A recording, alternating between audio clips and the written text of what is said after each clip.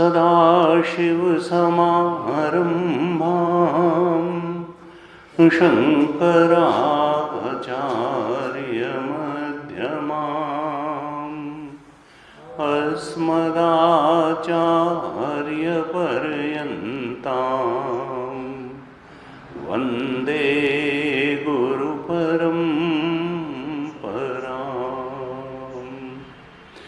अज्ञानतिमिरान्धस्य ज्ञानाञ्जनशलाकया चक्षुरुन्मीलितं येन तस्मै श्रीगुरवे नमः। तस्मै श्रीगुरवे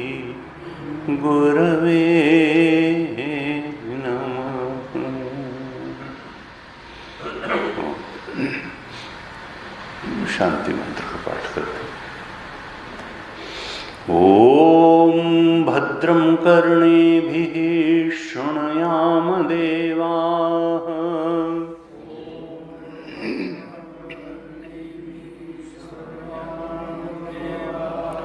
भद्रं पश्येमाक्षभिर्यजत्राः।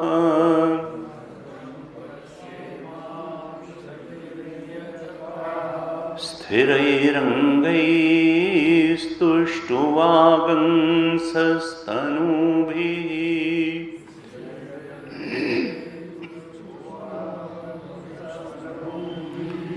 व्यशेम देवहितं यदायुः।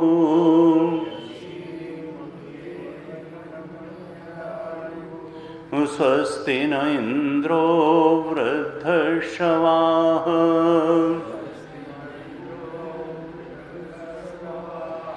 स्वस्ति नः पूषा विश्ववेदाः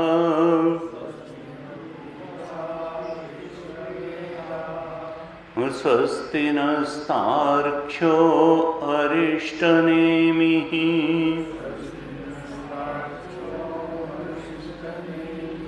स्वस्ति नो बृहस्पतिर्दधातु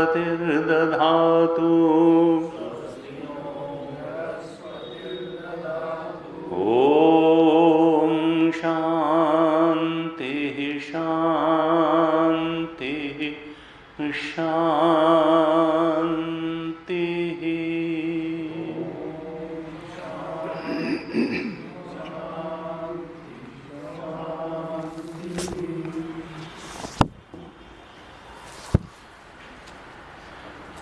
रात शांति प्रकरण की 36वीं कारिका से पाठ करते हैं। 36 कारिका अलात शांति 36वीं कारिका दोहराइए।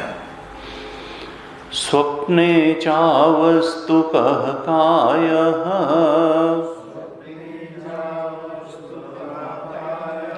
पृथगन्यस्य दर्शनात् यथा कायस्तथा सर्वं चित्तदृश्यम् अवस्तुकम् ग्रहणात् जागरितवत् तत् हेतुः स्वप्न इष्यते तद्हेतुत्वात्तु तस्यैव सज्जागरितमिष्यते उत्पादस्याप्रसिद्धत्वात् अजं सर्वम् उदाहृतम् न च भूताद् अभूतस्य सम्भवोऽस्ति कथञ्चन असज्जागरिते दृष्ट्वा स्वप्ने पश्यति तन्मयः असत्स्वप्नेऽपि दृष्ट्वा च प्रतिबुद्धो न पश्यति नास्त्यसद्धेतुकम् असत्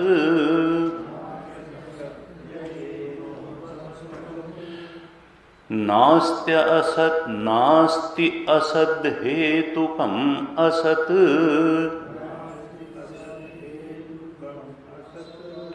सद् असद्धेतुकम् तथा सच्च सद्धेतुकम् नास्ति सद्धेतुकम् असत् कुतः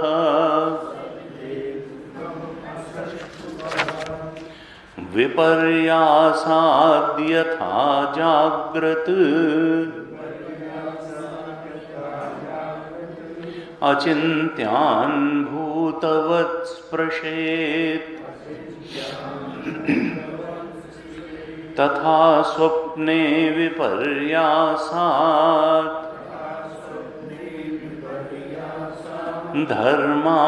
धर्मांस्तत्रैव पश्यति उपलम्भात् समाचारात् अस्ति वस्तुत्ववादिनाम्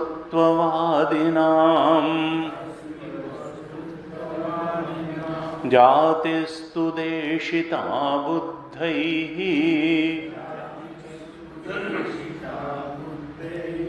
अजातेस्तु त्रसतां सदा अजाते त्रसतां तेषाम् उपलम्भात् वियन्ति ते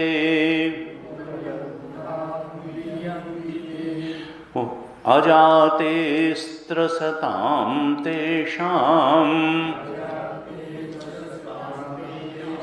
उपलम्भात् वियन्ति ये जातिदोषानसेत्स्यन्ति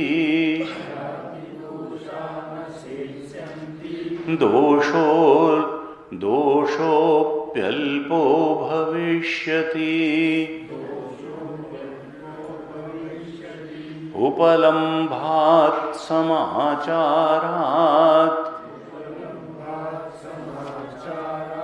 मायाहस्ति यथोच्यते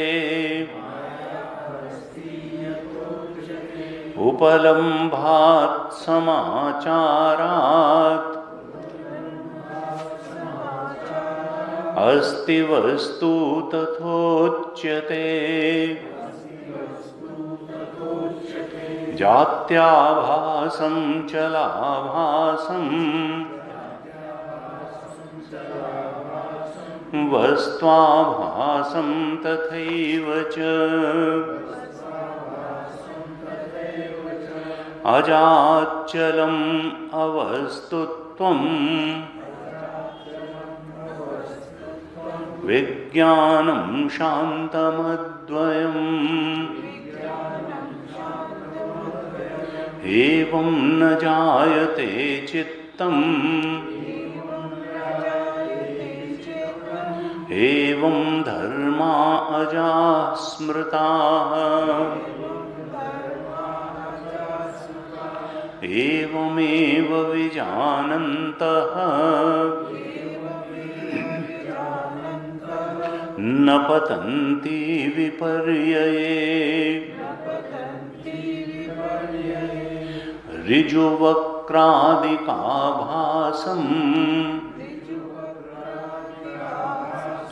अलातस्य स्पन्दितं यथा ऋजुवक्रादिकाभासम् अलातस्पन्दितं यथा ग्रहणग्राहकाभासम् विज्ञानस्पन्दितं तथा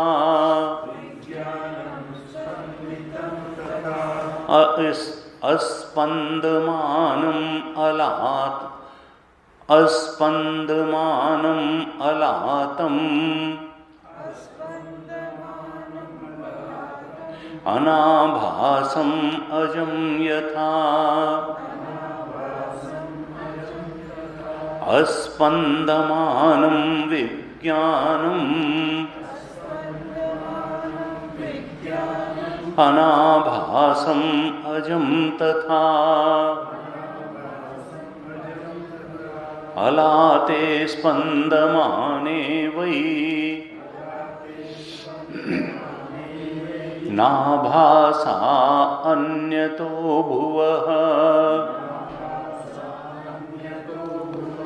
न ततोऽन्यत्र निस्पन्दात् नालातं प्रविशन्ति ते न निर्गता अलातात्ते द्रव्यत्वाभावयोगतः विज्ञानेऽपि तथैव स्युः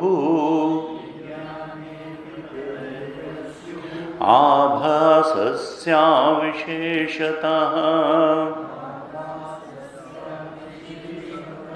विज्ञाने स्पन्दमाने वै नाभासान्यतो भुवः न ततोऽन्यत्र निस्पन्दात् न विज्ञानं विशन्ति ते न विज्ञानं विशन्ति ते।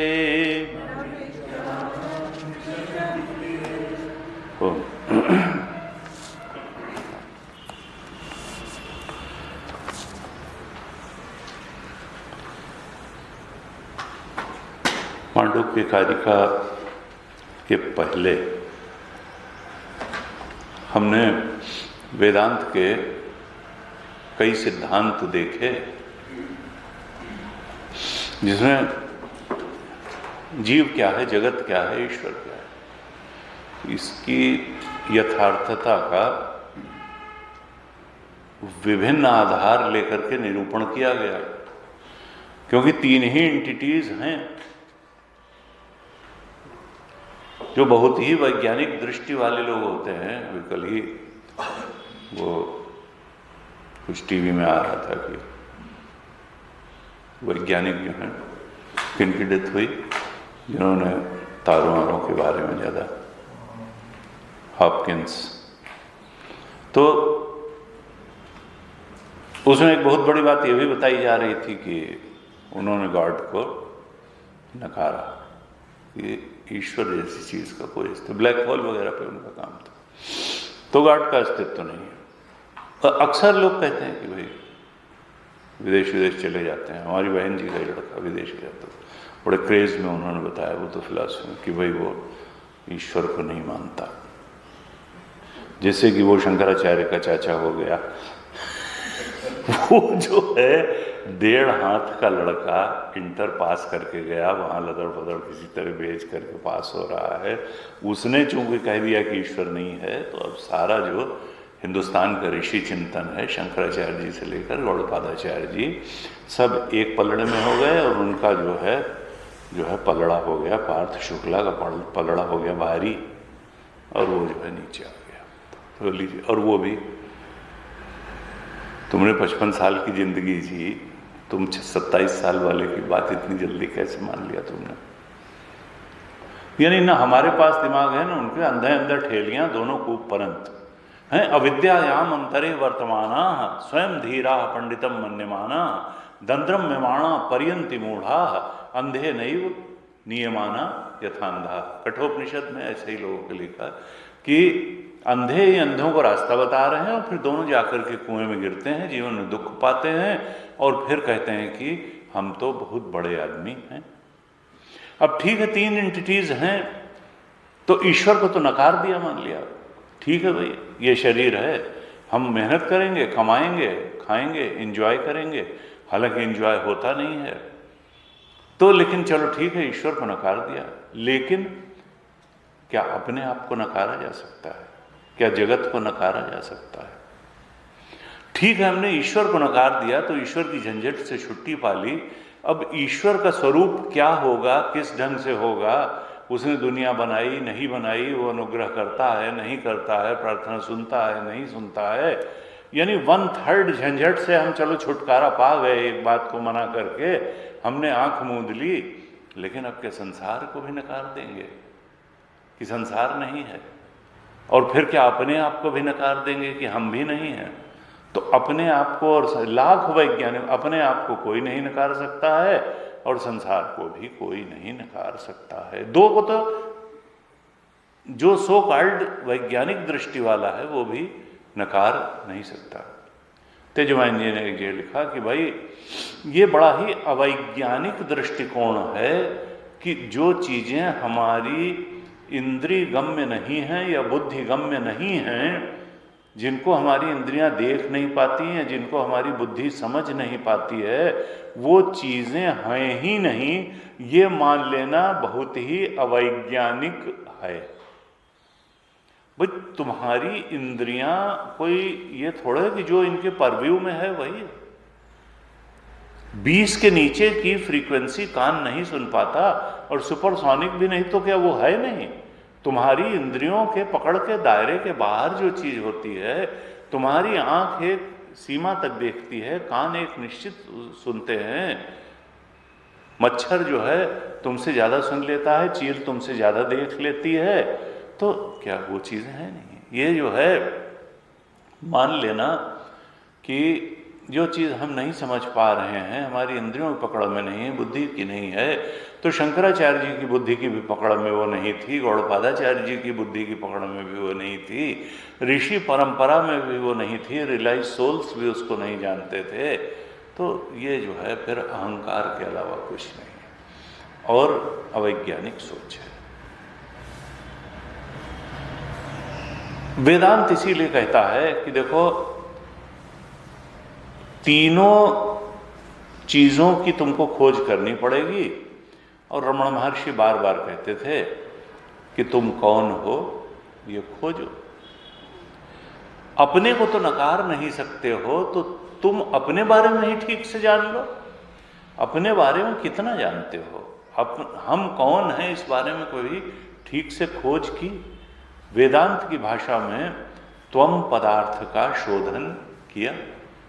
गीता के पहले 6 चैप्टर इसी के लिए है, त्वम पदार्थ के शोध। मैं कौन हूं, मेरा स्वरूप क्या है, अपनी ही सच्चे स्वरूप की खोज करने वेदांत कहता है कि अगर तुम बढ़ोगे साधक तो तुम आत्मा तक पहुंच जाओगे।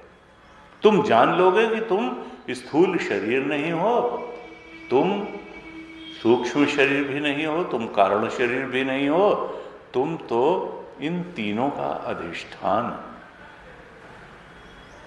तुरी आत्मा हो। और मांडुक्य उपनिषद की भाषा में तुम जान लोगे कि जागृत अवस्था का अनुभव करने वाले जागृत पुरुष तुम नहीं हो, स्वप्न अवस्था का अनुभव करने वाले स्वप्न पुरुष भी तुम नहीं हो, और डीप स्लीप के अनुभव करता भी तुम नहीं हो। तुम तो इन तीनों अवस्थाओं का जो अधिष्ठान है और प्रकाशक है, आत्मतत्व तुरीय, तुम तो वही हो। जहां पर प्रपंच नाम की कोई चीज नहीं है, अवस्थाएं जिस पर सुपर इम्पोजिशन है,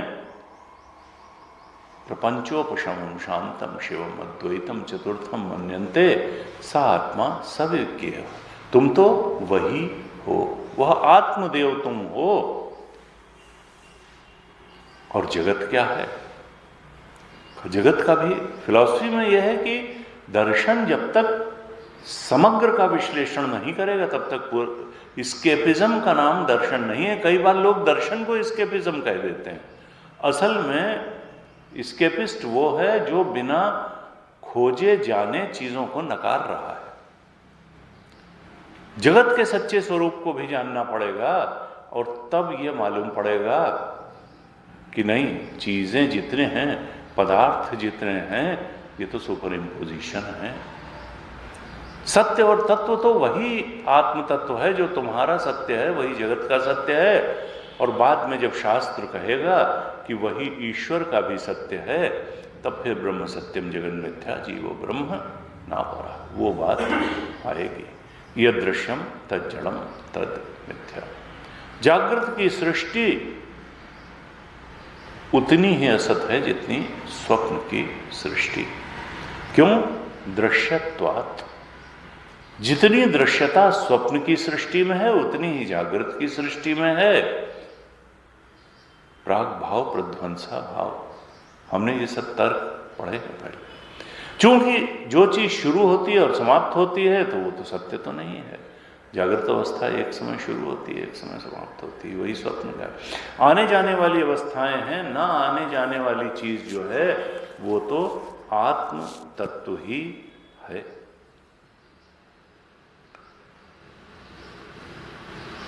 कोई भी चीज जो अपने अभाव के अधिष्ठान में दिखती है वो दिखती है, होती नहीं है, यानी मिथ्या है। और डीप स्लीप में जब न स्वप्न का प्रपंच रह जाता है न जागृत का प्रपंच रह जाता है, वहीं से फिर जागृत का प्रपंच भी पैदा हो जाता है और स्वप्न का भी। तो अपने अभाव के अधिष्ठान में ही निकलने के कारण, रहने के कारण, वह आत्मदेव जहां अवस्थाओं का कोई अस्तित्व ही नहीं है। रस्सी में सांप का कोई अस्तित्व ही नहीं है, लेकिन वहीं दिखता है और अपने अभाव के अधिष्ठान में दिखने के कारण प्रतिमान सर्प मिथ्या है। ये तीनों अवस्थाएं भी अपने अभाव के अधिष्ठान आत्म तत्व में दिखने के कारण ये मिथ्या है। मिथ्या का मतलब है दिखती हैं लेकिन है नहीं। फिर याद रखना होगा कि व्यवहार होने का सत्य का प्रमाण नहीं है, अनुभव में आना सत्य का प्रमाण नहीं है, व्यवहार योग्यता होना सत्य का प्रमाण नहीं है, क्योंकि अनुभव में सपने की सृष्टि भी बिल्कुल वैसे ही आती है जैसे जागृत की, और व्यवहार भी वहां वैसे ही होता है जैसे जागृत की सृष्टि में होता है। अब कुछ लोग कहते हैं कि नहीं साहब, देखिए सपने की सृष्टि जो है वो तो हमारी अपनी थी, हम जानते हैं, लेकिन भाई जी ये जो जागृत की सृष्टि है ये तो सबकी है, ये खाली हमारी थोड़ा। तो जागृत तो सच है, जागृत तो सच, सपने वाली तो हमारी थी, जागृत वाली तो सबकी है, तो ये कैसे है? इसीलिए मांडूक्य के उपनिषद में इसको जगत कह के संबोधित नहीं किया, जागृत अवस्था कह करके संबोधित किया। ये बिल्कुल ही वैसे तुम्हारी है जैसे स्वप्न तुम्हारा था, वैसे ही जागृत अवस्था भी तुम्हारी है, ये सब अब की नहीं है। सपने में क्या ये नहीं लग रहा था कि जो स्वप्न अवस्था की सृष्टि है वो क्या तुमको सपने में लग रहा था कि ये केवल हमारी है? सपने में जितने लोग थे वहां भीड़ थी, नदी थी, पेड़ था, पहाड़ था, जानवर थे, वो सृष्टि सबकी थी। सपने वाली सृष्टि भी सपने के समय सबकी ही सृष्टि लग रही थी। वो ये तो जागने के बाद लगा कि वो हमारी अकेली थी, वो सबकी नहीं थी, वो तो हमारी थी। हमारे सपना होने की वजह से वो सृष्टि थी, और वो सपने के समय तो सपने में जितने लोग थे हमारे साथी, वो सबकी सृष्टि थी, लेकिन वो थी तो हमारी, ये जागने के बाद मालूम पड़ा। इसी तरीके से आत्मबोध में जागने के बाद ज्ञानी को ये मालूम पड़ता है कि वो जिसको तुम जागृत अवस्था कह रहे थे वो सब अब की नहीं थी, वो तुम्हारे आत्मा के अज्ञान के कारण उत्पन्न हुई एक अवस्था मात्र थी, और वो तुम अज्ञानी जीव की अवस्था थी, वो सब अब की नहीं थी। वो हजारों लाखों लोगों की नहीं थी, वो 7 अरब लोगों की नहीं थी, वो तुम्हारे अज्ञान के कारण एक भ्रांत प्रतीति मात्र थी, बिल्कुल उसी तरह से जैसे स्वप्न की प्रतीति थी, स्वप्न की सृष्टि थी। एक संत देखो, ये पचाते पचाते टाइम लगेगा, लेकिन सत्य यही है। जल्दी पच जाए, बाद में पच जाए, पहले पच जाए, लेकिन सत्य यही है। सत्य यही है, पाचन शक्ति बढ़े तो सत्य यही है, और स्वीकार तो यही करना पड़ेगा। ये ऋषि चिंतन है, ये गौड़पादाचार्य जी का, शंकराचार्य जी का चिंतन है, ये उपनिषद का सत्य है। ये तो गलत नहीं, हमारी अनुभूति वाले गलत हो सकती है, सत्य है।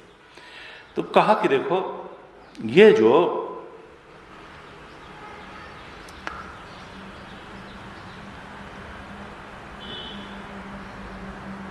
प्रपंच है, दृश्यत्वात् प्राग भाव प्रध्वंसा भाव के कारण, अपने अभाव के अधिष्ठान में दिखने के कारण ये जीव जगत मिथ्या है। वेदांत के प्रारंभ के ग्रंथों में जीव की उत्पत्ति बताई तो प्रतिबिंबवाद से बताई, प्रतिबिंबवाद से बताई, कहा जीव अल्पज्ञ अल्प शक्ति है और ईश्वर सर्वज्ञ सर्वशक्ति है। तत्वबोध में पढ़ाया।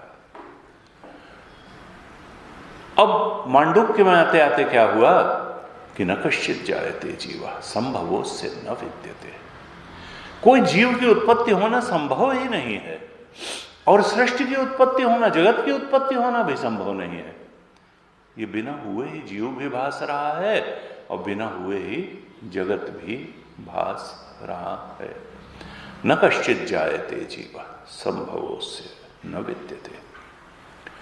पहले जो बताया, नहीं साहब हमको जो है तो प्रतिबिंबवाद अच्छा लगता था, कोई कहेगा न हमको अवच्छेदवाद अच्छा लगता था। तो देखो वो शुरुआती बातें थी। किंडरगार्टन, गुरुदेव कहते थे किंडरगार्टन में ही बच्चे को वो सब बातें नहीं बताई जा सकती जो पोस्ट ग्रेजुएट क्लास में बताई जाती हैं। वहां पर तो यही बताया जाएगा कि देखो सत्कर्म करो, देखो उपासना करो, सत्कर्म का परिणाम सुखद परिस्थिति होगी, अनुकूल परिस्थिति होगी जिससे सुख मिलेगा। उपासना का परिणाम भगवत कृपा होगी जिससे तुम्हारे मन को भी प्रसन्नता मिलेगी और हर प्रकार से सुख शांति रहेगी। वेदांत डिंडिभ एक ग्रंथ है बड़ा अच्छा, उसमें एक श्लोक आता है, कर्माणि चित्त शुद्ध्यर्थम ऐकाग्र्यार्थम उपासना। जो कर्म है ये इससे चित्त की शुद्धि होती है। हर साधना का एक प्रयोजन है और एक सीमा है। कहते कर्माणि चित्त शुद्ध्यर्थम, कर्म से, सत्कर्म से, निष्काम कर्म से चित्त की शुद्धि होती है, मन पवित्र हो जाता है। कर्माणि चित्त शुद्ध्यर्थम। कहा ऐकाग्र्यार्थम उपाचित्त की एकाग्रता भी चाहिए, क्योंकि बिना इसके श्रवण मनन निधिध्यासन हो ही नहीं पाएगा। चित्त शुद्ध नहीं होगा तो भी ठीक से ब्रह्मज्ञान न तो ग्रहण हो पाएगा और न वो ठहर पाएगा।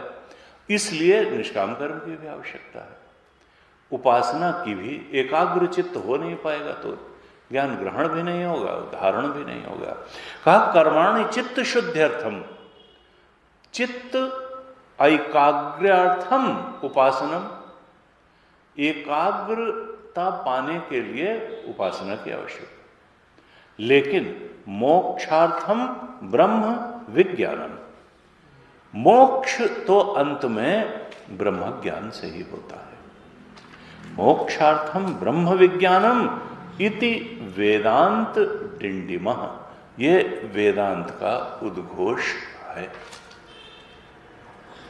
कर्म से चित्त शुद्धि हो जाएगी, उपासना से चित्त की एकाग्रता हो जाएगी और फिर ब्रह्म ज्ञान से व्यक्ति सत्य के बोध में प्रतिष्ठित होगा, अर्थात मुक्त हो जाएगा।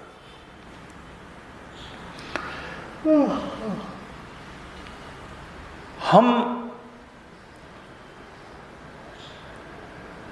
संत कहते थे कि देखो हम जागृत में इतना ज्यादा उलझे रहते हैं कि फिर न स्वप्न की तरफ हमारा ध्यान जाता है। हम अपने आप को जागृत का ही पुरुष मानते हैं। अरे स्वप्न में भी तो तुम ही थे स्वप्न पुरुष, और सुषुप्ति का जो सुख का अनुभव था वो भी तो तुम्हारा ही था। और फिर हो तो तुरी, असली तो तुरी है, वो भी हमारे ही अस्तित्व का पार्ट है। वो कहते थे भाई लोग जीवनी लिखते हैं, बायोग्राफी, ऑटोबायोग्राफी, तो वो ऑटोबायोग्राफी केवल जागृत पुरुष की होती है, उसमें कोई स्वप्न पुरुष की ऑटोबायोग्राफी नहीं लिखता है, न तो सुषुप्ति के अनुभव लिखता है। फिर तुरी की तो कोई ऑटोबायोग्राफी, वो तो सबकी एक है। तुरी की तो प्रपंचोपशम शांतम शिव अद्वैतम चतुर्थम मनन्ते, तो ऑटोबायोग्राफी तो खाली जागृत पुरुष की होती है। ये कितनी अधूरी चीज है ऑटोबायोग्राफी। कहा कि देखो ये जो प्रतिबिंबवाद पढ़ा, जो अवच्छेदवाद पढ़ा, इससे सबसे बढ़ करके पुष्टतम सिद्धांत है वेदांत का अजातवाद, अर्थात कुछ उत्पन्न ही नहीं हुआ। कॉजलिटी थ्योरी को ही निगेट कर दिया। आज ब्रह्म तत्व से कुछ उत्पन्न ही नहीं हो सकता है। जिनके कोई पिताजी नहीं, उनका कोई बेटा भी नहीं, वो भी किसी के पिता नहीं। क्यों? क्योंकि जब एक अखंड सर्वव्यापक चेतन तत्व ही है तो बिना परिवर्तन हुए तो उसमें कुछ उत्पन्न होगा नहीं। और परिवर्तन होने के लिए कोई दूसरी चीज तो चाहिए। स्वात्मनि क्रिया विरोधात, हमने कही है, अपने आप में तो क्रिया होती नहीं, क्रिया होने के लिए कोई दूसरा तत्व चाहिए। जब एक ब्रह्म तत्व ही है तो और दूसरा कुछ है नहीं, तो काहे को? उसमें कोई चेंज की संभावना नहीं है, परिणमन की संभावना नहीं है। बिना परिणमन हुए फिर उससे पैदा क्या होगा? फिर भी अगर प्रतीति हो रही है, इसका मतलब माइक प्रतीति है, बिना उत्पन्न हुए ही वह आत्मदेव, उनमें अनेकता प्रतीत हो रही है, वो अनेक हो नहीं गए हैं। नेह नानास्ति किंचन मृत्यु समृत्युम गच्छति यह नाना एव पश्यति। यानी क्या चाहते हैं गीता, क्या चाहते हैं उपनिषद कि हे साधक, तुम केवल स्थूल के अनुभवों तक ही अपने आप को सीमित मत रखो, स्थूल को ही सत्तावान मत मानो, स्थूल को ही आनंददायक मत मानो। क्योंकि हम तो स्थूल को, स्थूल शरीर और स्थूल जगत को ही इतना ज्यादा सत्तावान मानते हैं और यही आनंद खोजने की कोशिश करते हैं कि सूक्ष्म की सत्ता और सूक्ष्म के आनंद से अपने को वंचित कर लेते हैं। स्थूल से ज्यादा महत्व तो सूक्ष्म शरीर का है, स्थूल जगत से ज्यादा महत्व तो सूक्ष्म सृष्टि का है, उससे भी ज्यादा महत्व कारण सृष्टि का है। क्योंकि अज्ञान ही तो कारण शरीर, उसी पर तो सूक्ष्म और स्थूल है। अज्ञान अगर खत्म हो जाए, कारण शरीर तो सूक्ष्म स्थूल दोनों गए और फिर तो आत्म तत्व ही बचा। तो कहा कि वास्तविक सत्ता तो सूक्ष्मतम की है, सूक्ष्मतम की सत्ता को जानने के बाद फिर यह भी जान लिया जाता है कि स्थूल की तो सत्ता ही नहीं थी, तब अजातवाद आता है।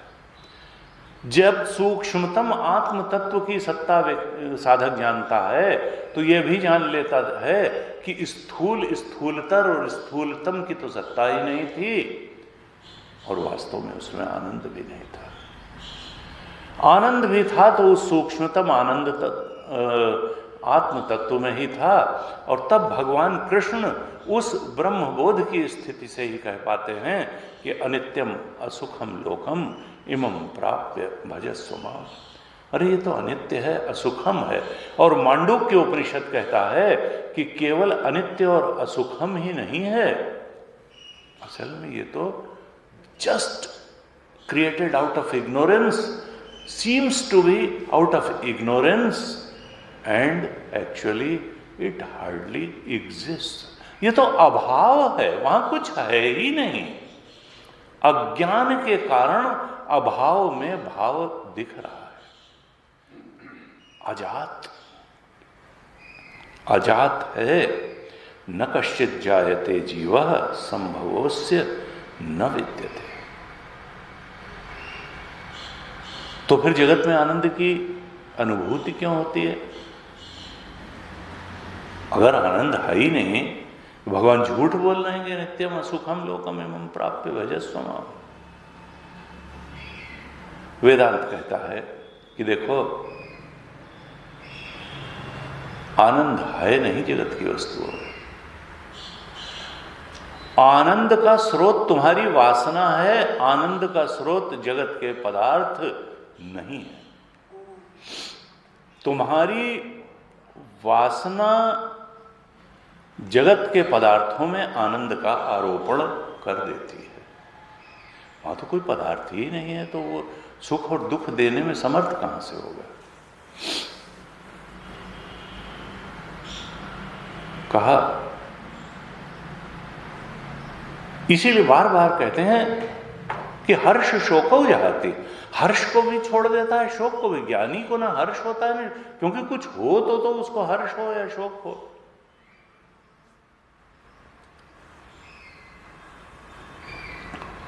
गीता में कहा दूसरे अध्याय में कि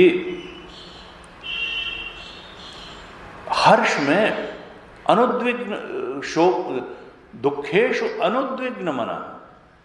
जैसे ही प्रारंभ करते हैं दूसरे अध्याय में स्थित प्रज्ञ के लक्षण, तो उसका दूसरा ही स्थित प्रज्ञ के लक्षणों में श्लोक है कि दुखेशु अनुद्विग्न मना। ज्ञानी जो है, जो स्थित प्रज्ञ है, जो आत्म स्वरूप के बोध में स्थित हो गया, जिसने जान लिया अजातवाद के कि कुछ कॉजलिटी थ्योरी ही बेकार है, कुछ उत्पन्न हुआ नहीं, प्रतीति मात्र है, व्यवहार हो रहा है, दिखाई दे रहा है, लेकिन है कुछ नहीं। जब है ही नहीं तो काहे को वो दुख देने में समर्थ होगा, काहे को सुख देने में समर्थ होगा। तब उसकी स्थिति क्या है कि दुखेशु अनुद्विग्न मना। अब जो दुख तो दुख की परिस्थिति जरूर होगी, लेकिन उसमें मन में उद्विग्नता नहीं होगी। ज्ञानी के लिए दुखेशु अनुद्विग्न मना और सुखेशु विगत स्पृहा। सुखद परिस्थिति में उसकी कोई स्पृहा नहीं होगी, क्योंकि वो जानता है ये परिस्थिति नाम की कोई चीज है ही नहीं, और न वो परिस्थिति, वो ग्राह्य और ग्राहक का जो द्वैत था वो तो मिथ्या था। ग्राहक द्वैत से ऊपर उठ गया आत्मबोध में, अब द्वैत तो है नहीं, वो जान गया। और कहा कि अजम सर्वम अनुस्मृत्य जातम नहीं वो तो पश्यति, अद्वैत प्रकरण में आई थी। दुखम सर्वम अनुस्मृत्य काम भोगान निवर्तयेत। सब कुछ को, अब अगर जो चीज एग्जिस्ट नहीं कर रही है उसमें बहुत ज्यादा मन लगाओगे तो सुख भी मिलेगा, दुख भी मिलेगा। लेकिन ज्ञानी जो है दुखेशु अनुद्विग्न मनः सुखेशु विगत स्पृहा वीत राग भय क्रोध स्थित धीर मुनिरुच्यते। मुनि किसको कहा स्थिति धी है, यानी अब उसका ये ज्ञान आने जाने वाला नहीं है कि आत्मा ही सत्य है और जीव और जगत न कभी पैदा हुए न पैदा हो सकते हैं, उनके पैदा होने का कोई मतलब ही नहीं है, कारण नहीं है। कहा वीत राग भय क्रोधा, इसलिए कहाँ राग करें, कहाँ भय करें और कहाँ क्रोध करें। अब उसकी बुद्धि बिल्कुल एक जैसी रहती है। स्थित धी मुनि उच्चते, और उसी को मुनि कहा, स्थित प्रज्ञ कहा। तो कहा कि देखो ये जो सत्ता है, सत्ता तो आत्मा की है, बस वही अधिष्ठान है और वही प्रकाशक है। सियर इज द सबस्ट्रेटम, वही गुरुदेव ने कहा, seer is the substratum of this universe. Actually universe hardly exist, seer is substratum, seer only exist. दृष्टा ही ब्रह्म है। अब जब कुछ है ही नहीं तो फिर कामना किसकी करें?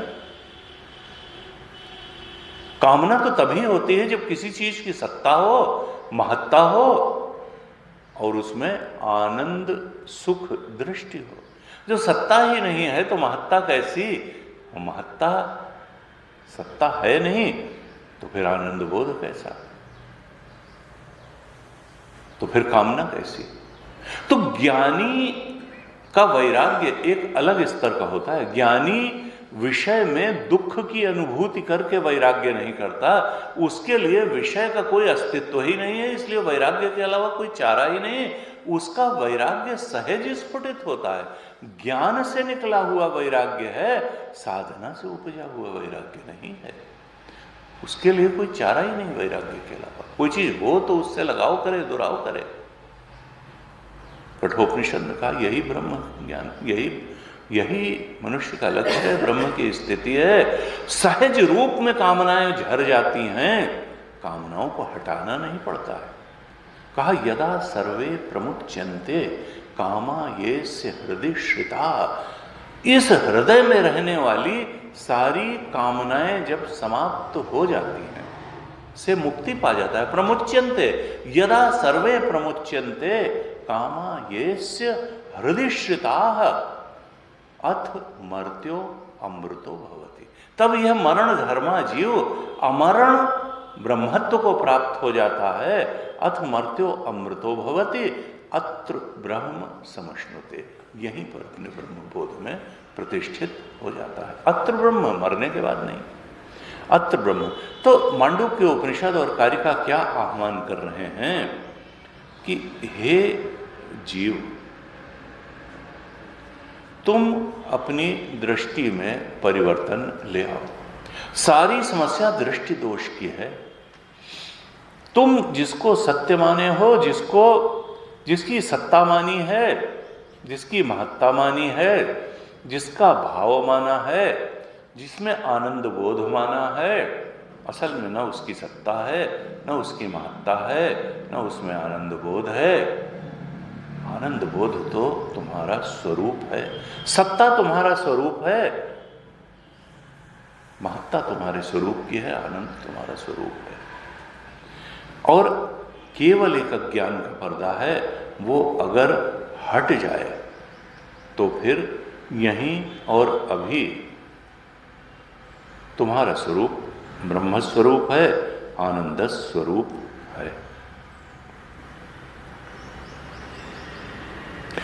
इसका इस बोध में प्रतिष्ठित न होने के बीच में बाधा क्या है? तो कहा अज्ञान। अज्ञान का मतलब क्या है? अज्ञान का मतलब है कारण शरीर। और गुरुदेव गीता के कमेंट्री में बार बार कहते हैं कि अज्ञान तो एक बड़ा वेग सा टर्म है, असल में उसका थोड़ा ज्यादा खुल करके मतलब है वासना पुंज। वासना का समेकित पुंज ही अज्ञान है, क्योंकि अज्ञान असली चीज को छुपा देता है और नकली चीज को असली बना करके पेश कर देता है। तो जो आत्मा है, जो आनंद का सागर है, उसको छिपा देता है, और विषय जहां आनंद नाम की कोई चीज नहीं है, जो नकली है, उसको असली आनंद बना करके पेश कर देता है। कौन? वासना पुंज। इसलिए बार बार कहा जाता है कि ये तपोभि क्षीण पापानाम, आत्मबोध का पहला श्लोक, तपोभि क्षीण पापानाम। इसलिए तप की आवश्यकता है, जिससे वो वासना पुंज धीरे धीरे क्षरित होता चला जाए। त्यागे नैके अमृतत्व मानसो।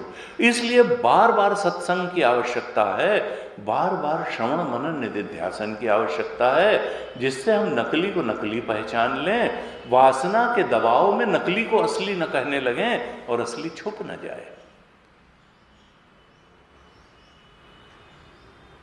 वेदांत के ऋषियों ने कहा, संतों ने कहा कि जब वासना का दबाव होता है तो वह चीज जो दुखद है वो सुखद लगने लगती है, और वही वासना जब क्रमशः साधना करते करते वासना क्षरित हो जाती है, वासना में परिवर्तन हो जाता है। तमोगुणी की जगह रजोगुणी वासना की जगह सतोगुणी वासना हो गई, तो सिगरेट जलाने की जगह धूप जलाने में आनंद आने लगा। वही उसी व्यक्ति को आने लगेगा जो सिगरेट जलाने में आनंद लेता था, वही भगवान के सामने धूप बत्ती जलाने में आनंद लेगा। सिगरेट में कोई आनंद था। एकदम वासना बदलते ही विषय का परसेप्शन बदल जाता है। वही व्यक्ति जो कुछ खाए बिना, किसी से मिले बिना रह नहीं सकता, वो उस व्यक्ति को अब उस चीज को खाना दूभर हो जाता है। जिससे मिले बिना रह नहीं सकता था, उसके साथ 5 मिनट बैठना बर्दाश्त नहीं कर पाएगा। ये खेल क्या है? वो विषय में कुछ नहीं था, वासना बदल गई, दृष्टि बदल गई तो सृष्टि बदल गई। तो इसलिए वेदांत कहता है कि देखो, काम करो बार बार, और इसके मूल में दृष्टि तो ज्ञान से ही बदलती है। जब तक हम वहां सत्ता महत्ता आनंद का अनुभव करते रहेंगे, जहां सत्ता महत्ता आनंद है नहीं, तो फिर तो हम वैसे ही अनुभूति भी हमारी है। लेकिन अनुभूति बदलनी है तो फिर वो ज्ञान से बड़ी सहजता से बदलती है। कई बार लोग ज्ञान को बड़ी छोटी चीज समझते हैं। गीता में साफ कहा, नहीं ज्ञानेन सदृशम पवित्रम इह विद्यते। ज्ञान के समान पवित्र करने वाला कुछ भी नहीं है, क्योंकि दृष्टि बदल जाती है। मन को पवित्र करने के लिए ज्ञान के समान कुछ नहीं है, और आत्मज्ञान कराने के लिए। ज्ञानम लब्ध्वा पराम शांतिम। मन को पवित्र बनाना, मन को शांत बनाना, सुखी बनाना जीवन को, तो नहीं ज्ञानेन सदृशम पवित्रम में ही विद्यते। और ज्ञानम लब्ध्वा पराम शांतिम अचिरेणाधिगच्छति। ज्ञान से ही परम शांति भी मिलती है और तत्काल मिलती है। तो कहा देखो, ये बार बार कारिका का गुरु जी कहते थे भाई देखो, ये एक बार के सत्संग से नहीं चलेगा, बार बार जो विचार की रगड़ होगी, कहते थे ये कारिका जीवन का ग्रंथ है। ये नहीं कि ये खत्म हो जाएगा तो बस इसको रख दिया जाएगा ना, इसको बार बार अपने मन में लाना है, दोहराना है। और ऐसे करते करते व्यक्ति का मन कब बदलता है ये आप जान भी नहीं सकते हैं। बार बार जो विचार की रगड़ पड़ती है तो उसी तरह से जैसे जो बच्चा घर में होता है वो 5 साल और 15 साल में घर वालों का अंतर नहीं मालूम पड़ता, लेकिन बाहर से कोई 10 साल बाद आता है तो कहता है अरे ये बच्ची तो इतनी छोटी थी अब इतनी बड़ी हो गई। इस तरह से जब बार बार हम करते रहते हैं तो दुष्कर्म का भी प्रभाव होता है, सत्कर्म का भी प्रभाव होता है, कुसंगति का भी प्रभाव होता है और सत्संग का भी प्रभाव होता है। अच्छे ग्रंथ को पढ़ने का भी प्रभाव होता है, खराब बात को पढ़ने का भी प्रभाव होता है। तो प्रभाव ना हो ये हो ही नहीं सकता। कब क्या परिवर्तन हो जाता है, कब हम उस बोध के निकट से निकट पहुंचते चले जाते हैं, हम भी जान नहीं पाते। लेकिन यहां पर कारिकाकार कहते हैं कि देखो ये जो दृष्टि है, अब जो कारिकाएं आ रही हैं देखा जाए तो इनमें कोई बहुत नया संदेश नहीं है।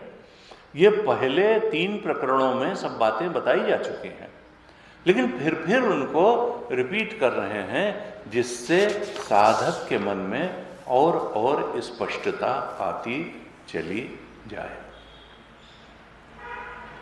कहा कि देखो हमने कल शायद 36-37 श्लोक तक, कारिका तक चर्चा करी थी। पुरानी बातें ही उनमें थी और ये मुख्य रूप से इसके पहले बताया था कि स्वप्न भी वैसा ही, स्वप्न मिथ्या, क्योंकि कोई लोग कह सकते हैं कि आखिरी 37वीं कारिका जो थी उसमें यही था कि जागृत जो है स्वप्न का कारण है, क्योंकि जागृत में जो हम देखते हैं उसी के अनुसार करीब करीब स्वप्न में दिखाई देता है। तेजवान जी कहते हैं भाई स्वप्न में विचित्र बातें दिखाई दे सकती हैं। स्कर्ट और हाई हील पहन के हाथी दरवाजे से अंदर आ रहा है, तो अब विचित्र तो हो गया। अनुचित देश, अनुचित काल में अनुचित बात दिखाई दे रही है, इसलिए स्वप्न मिथ्या है। लेकिन हम हर चीज को जागृत में जानते हैं। स्कर्ट भी देखा, हाई हील्स भी देखी, हाथी भी देखा, दरवाजा भी देखा, बस ये है कि एक मिक्सिंग हो गई। लेकिन ये एक मान्यता बैठती है कि स्वप्न का कारण जागृत है। इस मान्यता को तोड़ने के लिए ये सब कारिकाएं लिखी जा रही हैं, क्योंकि इनको तो बताना है कोई कार्य कारण भाव वास्तव में एग्जिस्ट ही नहीं करता है। ये सब हमारी भ्रांति है कि ये कार्य है और ये कारण है। पहले ही बता चुके हैं कि शरीर कारण है कर्म का और कर्म कारण है शरीर का। भाई किसको कहें, कर्म से शरीर बना कि शरीर से कर्म बना, बीज से अंकुर बना कि अंकुर से बीज बना, ये सब पहले बता चुके हैं। अब यहां पर वही तोड़ रहे हैं कि ये जो मिथ है तुम्हारे बैठा हुआ कि नहीं स्वप्न कार्य है और जागृत कारण है, यहां भी जो कार्य कारण भाव है वो इस्टेब्लिश नहीं होता है। ये सब गप्प है, कोई कार्य कारण नहीं है। कई बार लोग कहते हैं कि भाई आज हमने सपना देखा कि फला आ रहे हैं और दोपहर बाद वो आ ही गए। कोई कहता है कि ऐसे ऐसे लोग, अरे बड़े सपने के विज्ञान। कहा कि भाई एक सज्जन आए, स्वामी जी बड़ा खराब सपना है। क्या देखा? उनका एक काला सांप हमारी छाती पर चढ़ा बैठा और उसने हमको डस लिया। अब ऐसा सपना देख लिया तो उनका तो क्या हुआ, उनका यही तो पूछ रहे हैं कि क्या हुआ आपसे, इसका मतलब क्या है? उसने कहा ये बताओ सांप उसके बाद मरा कि जिंदा रहा? क्योंकि तुमको काटने के बाद तो सांप को मर जाना चाहिए। तो उन्होंने कहा कि आपको हर समय मजाक सूझता है और ये जो है काले सांप ने काट लिया, अब क्या होगा? उन्होंने कहा भाई सपना, वो देखने वाला भी मिथ्या, वो सांप भी मिथ्या, उसका काटना भी मिथ्या, उसका जहर भी मिथ्या, सब कुछ मिथ्या। तो तुम कहाँ चक्कर में पड़े हुए हो और तुम उसको जागृत से बहुत ज्यादा रिलेट कर रहे हो, इसका कोई मतलब नहीं। जागृत अपनी जगह है और स्वप्न अपनी जगह है, दोनों है वासना का ही खेल, दोनों वासना का खेल है, स्वप्न भी और जागृत भी, सृष्टि। लेकिन बहुत ज्यादा उसमें कार्य कारण संबंध बनाना ठीक नहीं है। 37वीं कारिका में कहा था तद हेतुत्वात् तु तस्यैव सद जागरितम इष्यते। कहा ये जागृत जो है वो स्वप्न का कारण है, ये बात केवल स्वप्न दृष्टा ही, ये मोह निशा में सोने वाला ही कह सकता है, ये जागृत व्यक्ति नहीं कह सकता। कार्य कारण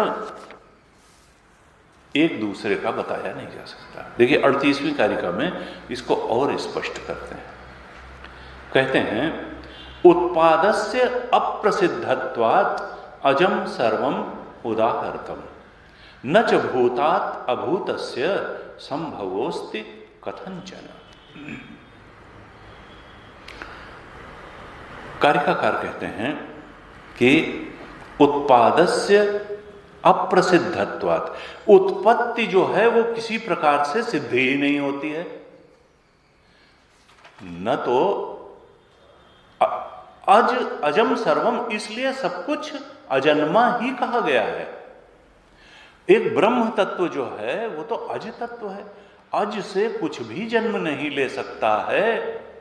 इसलिए अभी तक जितनी पहले चर्चा की गई है उससे बहुत स्पष्ट है कि उस अज ब्रह्म तत्व आत्म तत्व से कुछ भी उत्पन्न हो ही नहीं सकता है, उससे उत्पत्ति की सिद्धि ही नहीं होती है।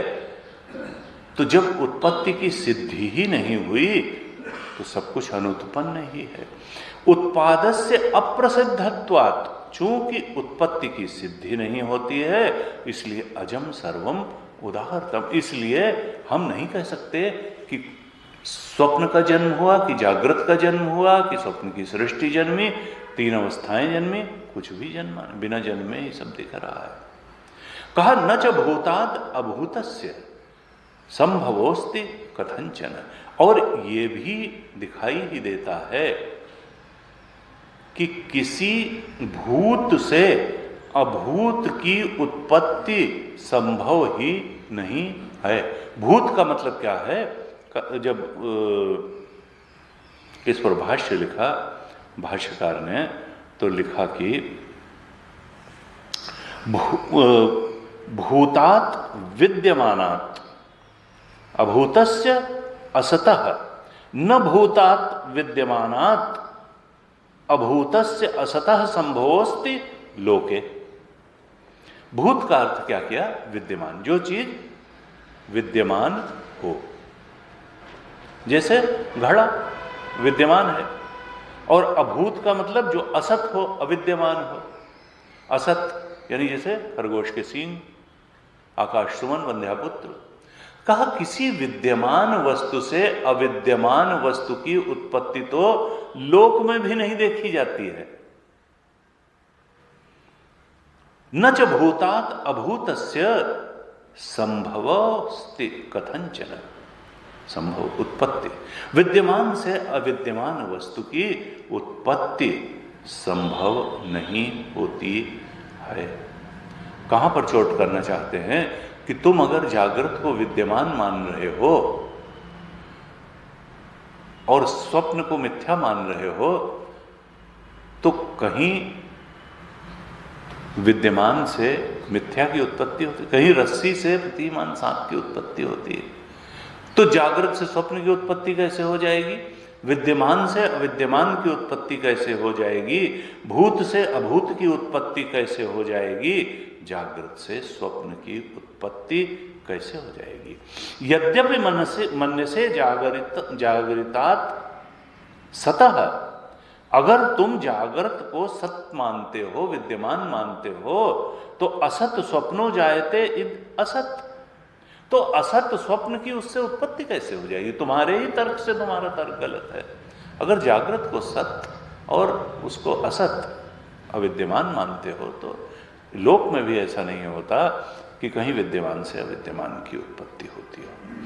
और अंत तक अगर इसको ले जाएंगे तो ये कारिका एक बार फिर से नॉन क्रिएशन थ्योरी को स्टेब्लिश कर रही है।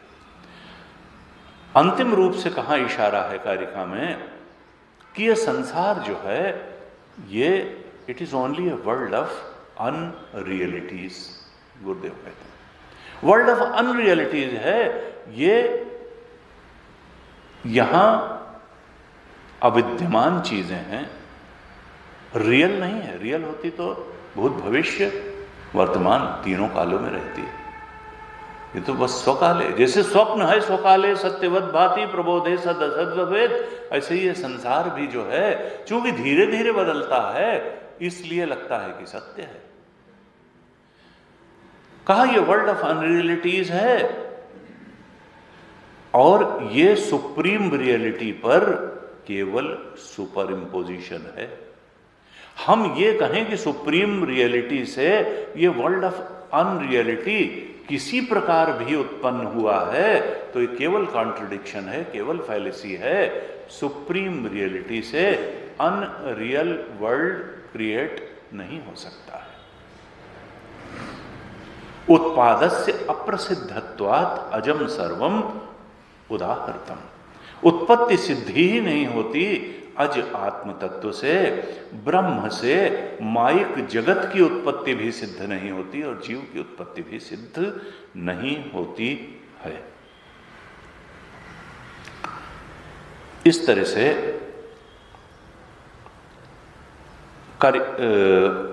भगवान भाष्यकार भाष्य में लिखते हैं, इसीलिए सारे वेदांतों में कहा गया कि संपूर्ण जगत आत्मा ही है। ये जीव भी आत्मा ही है, संपूर्ण जगत भी आत्मा ही है। यहाँ एक कोट भी किया है भाष्य में, कहा वेदांतेषु सर्वम उदाहृतम अजम सर्वम उदाहृतम वेदांतेषु स बाह्याभ्यंतरो ही अज। वो अंदर बाहर सब जगह उसी आत्म तत्व का ही पसारा है, स बाह्याभ्यंतरो अज। ये सारे ही वेदांत कहते हैं। जो विवेकी हैं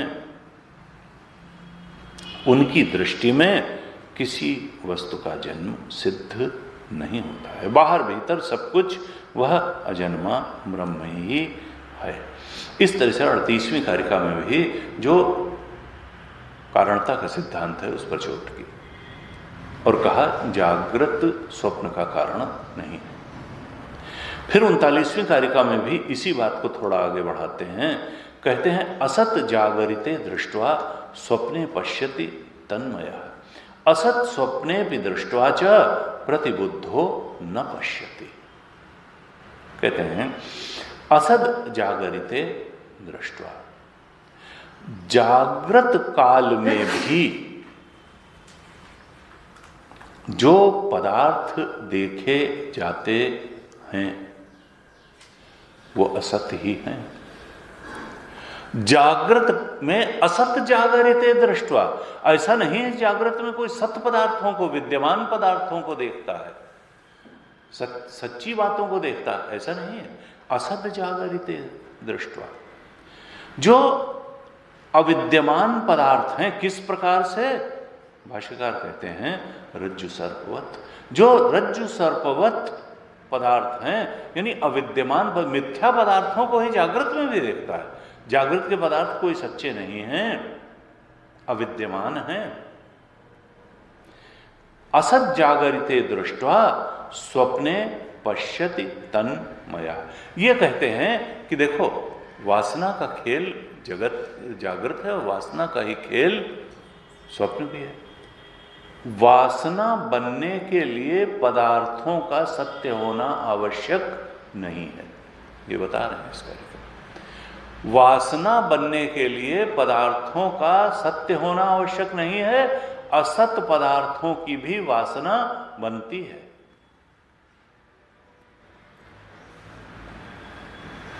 प्रतीयमान सर्प से भी डर लगता है और उस डर की वासना बनती है। नीलिमा है, असत है, उसका भी इंप्रेशन बनता है, वासना बनती है। तो कहा ये मत सोचो कि केवल वासना बनेगी अगर जागृत में, तो जागृत के पदार्थ सत हैं, नहीं। अविद्यमान रज्जु सर्पवत अविद्यमान जागृत के असत पदार्थों को देख करके जो वासनाएं बनती हैं वो भी स्वप्न काल तक चली जाती हैं। स्वप्ने पश्यति तन्मयः, उन वासनाओं से, जागृत के अविद्यमान पदार्थों से बनी हुई वासनाओं से मन तन्मय हो जाता है। तत् संस्कृतः मनः, उन वासनाओं से मिथ्या पदार्थ, जागृत के मिथ्या पदार्थों की वासनाओं से मन वासित हो जाता है, संस्कृत हो जाता है, तन्मय हो जाता है और फिर स्वप्न में उनको देख लेता है। स्वप्ने पश्यति। कहा इसी तरीके से असत स्वप्ने भी दृष्टा च, स्वप्न में जो कुछ देखता है वो भी अविद्यमान पदार्थ ही होते हैं और उनकी भी वासना बन जाती है। ऐसा नहीं है, स्वप्न की स्मृति तो जागृत तक आती है। और हमने कल भी चर्चा की थी कि कुछ लोग तो कहते हैं कि भाई स्वप्न जागृत से ज्यादा समर्थ अवस्था है, ज्यादा ताकतवर अवस्था है, क्योंकि वो अपनी स्मृति को जागृत तक भेजने में समर्थ होता है और जागृत अपनी स्मृति को स्वप्न में भेजने में समर्थ नहीं हो पाता। इसलिए स्वप्न तो ज्यादा ताकतवर हुआ, जो दूसरे के खेमे में भी जाकर के अपना हल्ला मचा है वो ज्यादा ताकतवर है, तो वो तो जागृत में भी अपनी स्मृति भेज देता है। जागृत में इतनी ताकत नहीं कि स्वप्न में अपनी स्मृति भेज दे। वासना रचना का खेल चाहे जो। तो कहा कि देखो ये कारिका क्या कहना चाह रही है कि न तो जागृत का कारण परमार्थ सत है और न स्वप्न का कारण परमार्थ सत है। असद वस्तुओं के परसेप्शन जागृत में भी होता है, असत वस्तुओं का ही परसेप्शन स्वप्न में भी होता है। बस यह है कि असत में जो जागृत में असत पदार्थों की वासनाएं बनती हैं, उनको स्वप्न में तन्मय हो जाने के कारण व्यक्ति देखता है, लेकिन स्वप्न की वासनाओं को फिर स्वप्न में जो देखता है जागृत में उसको प्रतिबुद्धो न पश्यति। जागृत होने पर स्वप्न के बनी हुई बातों को जागृत में नहीं देखता है। लेकिन हैं दोनों ही असत, दोनों के पदार्थ एक समान असत हैं और उन दोनों ही पदार्थों का कारण परमार्थ सत नहीं है, आत्मा से उत्पन्न नहीं है। तो कहा कि देखो ये जो जागृत को स्वप्न का कारण कहा जाता है, ये कोई जागृत को परमार्थ सत्य मान करके नहीं कहा जाता, ये तो केवल असत पदार्थों की वासनाएं जो जागृत में इकट्ठा होती हैं वो स्वप्न तक जाती हैं और स्वप्न में भी कई बार वो दिखती हैं, केवल इतना है। इसका मतलब ये नहीं कि जागृत परमार्थ सत्य है। कारण इंप्रेशंस असत पदार्थों के भी बनते हैं, अविद्यमान पदार्थों के भी संस्कार बनते हैं, जागृत में भी बनते हैं, स्वप्न में भी बनते हैं। हाँ ये है कि भाष्यकार ने जब भाष्य लिखा तो लिखा कि अत्यंत अचलो ही स्वप्नो जागरितम तो सुस्थिरम, ये 38वें कारिका के भाष्य में था, अत्यंत अचलो ही स्वप्न जागरितम तो स्थिरम लक्ष्यते। ऐसा प्रतीत होता है कि स्वप्न तो बहुत चलायमान है और जागृत बड़ा स्थिर है।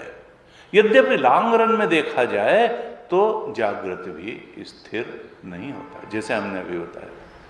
10 साल बाद कोई देखेगा कहेगा ये बच्चा छोटा था, तो स्थिर तो नहीं है।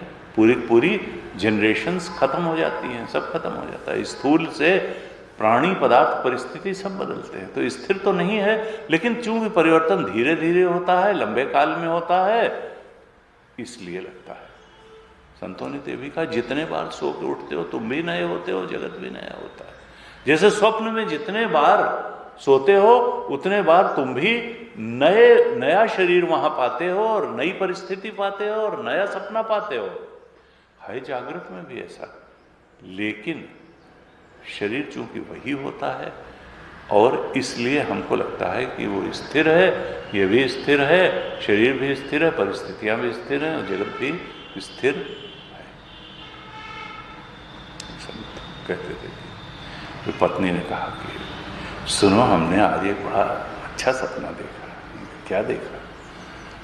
तुम मुझको एक हार दिलाने के लिए ज्वेलरी शॉप में ले गए, फिर क्या हुआ?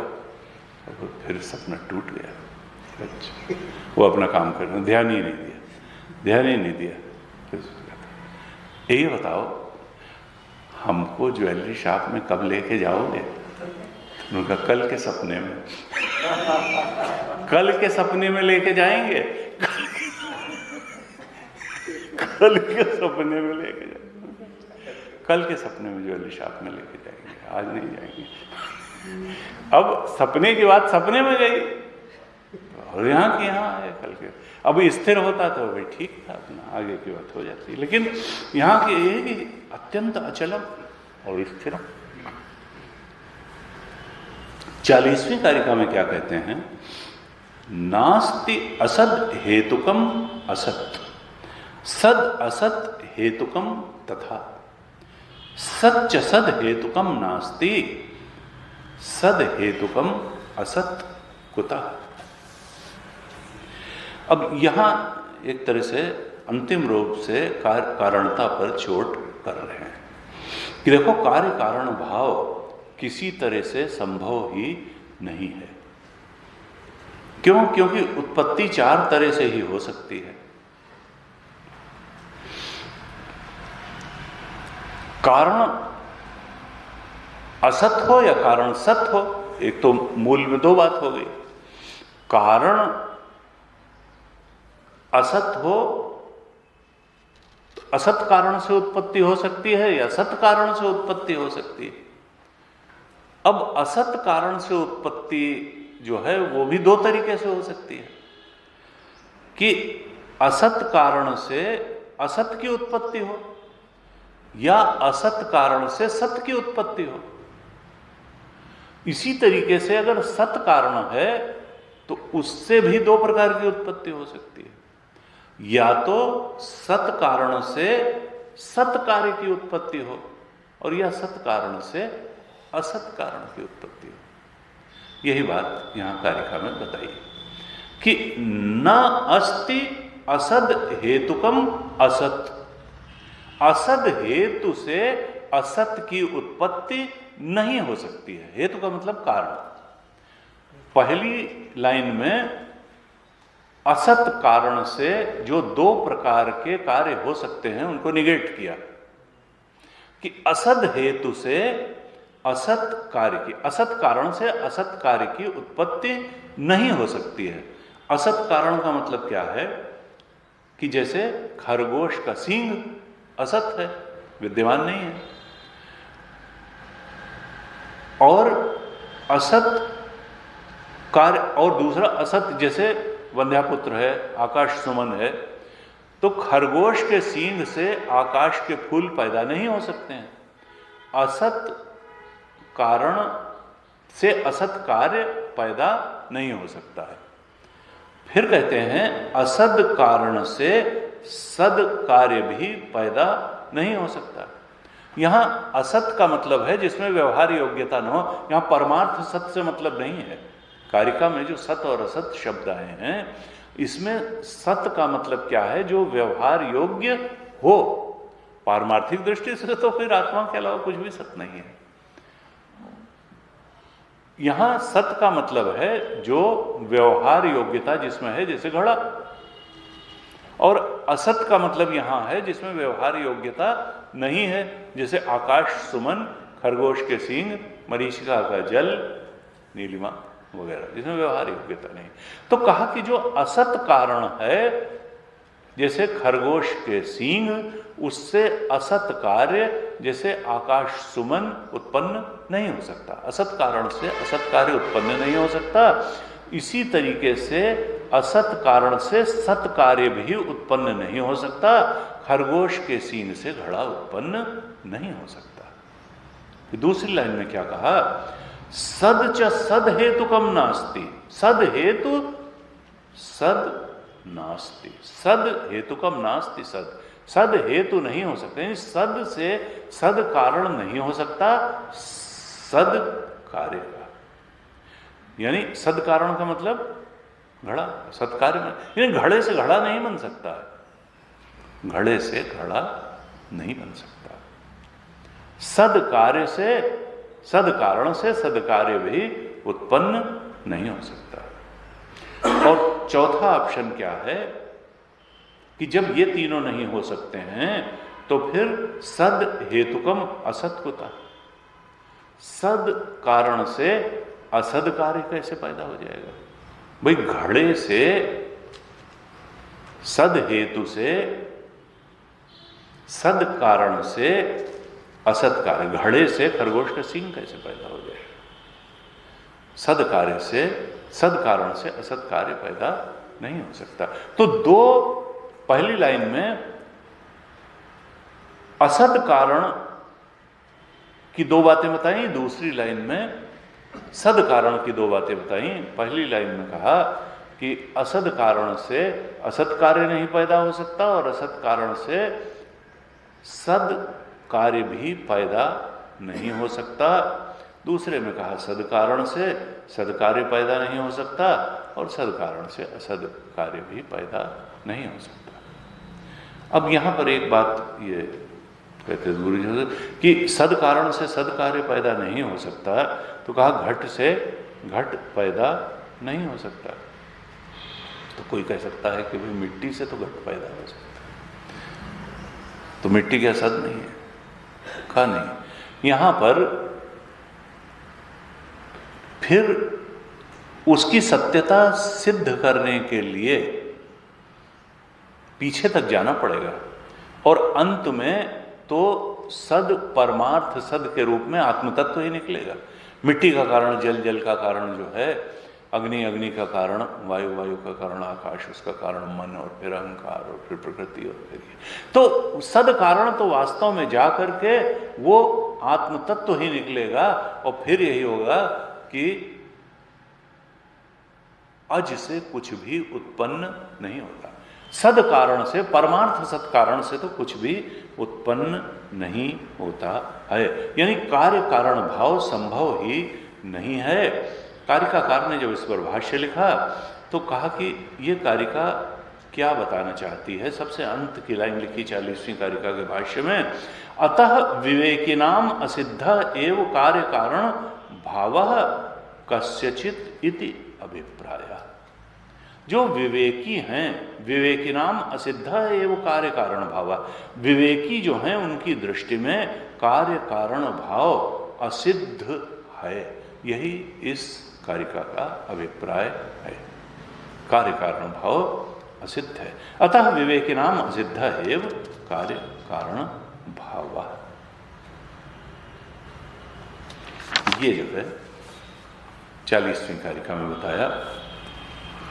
41वीं कारिका में क्या बताते हैं, विपर्यासाद यथा जागृत अचिंत्यान भूतवत् स्पृशेत तथा स्वप्ने विपर्यासाद धर्मांस तत्रैव पश्यति।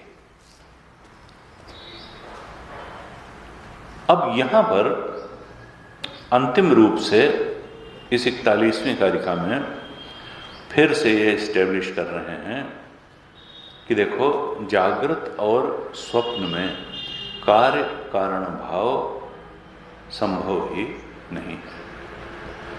विपर्यसाद यथा जागृत अचिंत्यान भूतवत् स्पृशेत, कहते हैं यथा जागृत, जिस प्रकार से जागृत में जो वस्तुएं हैं वो अचिंत्यान, अनिर्वचनीय हैं, मिथ्या हैं। अचिंत्यान का मतलब अनिर्वचनीय, जिनके बारे में न सदरूप से चिंतन किया जा सके, न असद रूप से, न सदसद रूप से। वेदांत की ख्याति अनिर्वचनीय ख्याति है, अर्थात कुछ कहा ही नहीं जा सकता। कहा उसके बारे में जाए जो हो, जब है ही नहीं वो तो उसको सद क्या कहें, असद क्या कहें, सदअसद क्या कहें। इसलिए वेदांत की ख्याति अनिर्वचनीय ख्याति, उसी को यहां कहा अचिंत्यान। कुछ बोल नहीं सकते, वाणी मौन हो जाती है, संसार के बारे में भी मौन हो जाती है, और असल में ब्रह्म के बारे में भी मौन हो जाती है। ब्रह्म भी अनिर्वचनीय है। क्यों? क्योंकि इंद्रिय वांग मनस अगोचर है, न वाणी वहां तक पहुंचती है, न इंद्रियां पहुंचती हैं, न बुद्धि पहुंचती है। जो उन सब के परे है तो उसके बारे में कहा क्या जाए, तो अनिर्वचनीय है। ब्रह्म भी अनिर्वचनीय है, और देखा जाए तो सृष्टि भी अनिर्वचनीय है। इसके बारे में जो है नहीं तो क्या कहा जाए। कहा विपर्यासात। विपर्य का मतलब है कि गलत फहमी से, अज्ञान से, अविवेक से।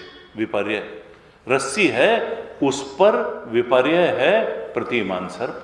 गलत फहमी से रस्सी सांप के रूप में दिखाई देती है, विपर्य यानी जो है नहीं वो दिखना, विपर्यासात।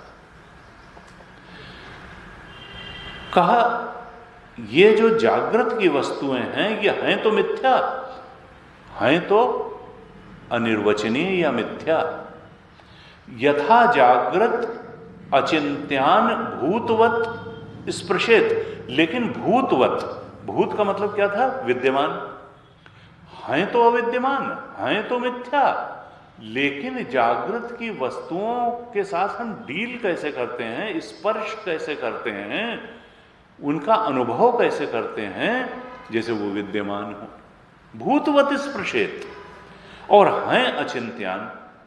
ऐसा क्यों होता है? विपर्यासात, अविवेक के कारण, गलतफहमी के कारण, अज्ञान के कारण। विपर्यासात यथा जागृत अचिंत्यान भूतवत स्पृशेत। जैसे अविवेक के कारण जागृत के अविद्यमान पदार्थों को विद्यमान के समान, यथार्थ के समान हम ग्रहण करते हैं, भूतवत स्पृशेत। तथा स्वप्ने विपर्यासात धर्मांश तत्रैव पश्यति। बिल्कुल उसी प्रकार से स्वप्न के भी जो पदार्थ हैं, धर्मान हैं, उनको भी यह जीव देखता है। वो भी हैं मैं नहीं, अविद्यमान हैं, लेकिन उनको यथार्थवत देखता है, विद्यमानवत देखता है।